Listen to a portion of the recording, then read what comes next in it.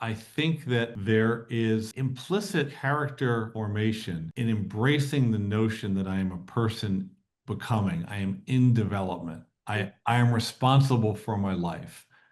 Maybe a higher level, but that actually, I think, is important. Getting late adolescent, early adults to claim ownership of their lives and responsibility for it, um, while maybe not always leading to a moral outlook, I believe is is a contributor to that.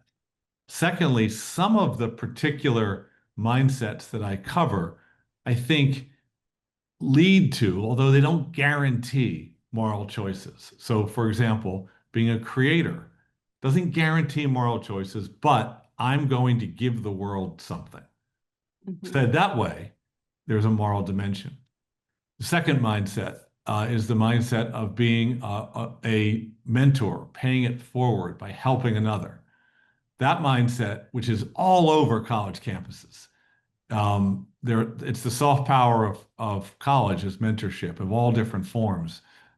That I think also implies that both another person and the activity they're engaged in have value. So I think that actually Mhm. connects to a moral lens, a moral worldview.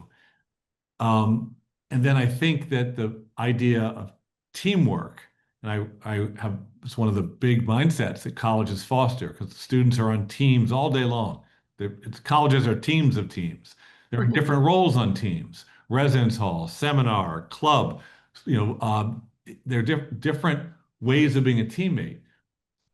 Doesn't guarantee a moral outlook, but if you work in partnership and collaboration with others, you're using the muscle of, if you will, self-subordination to collective goals.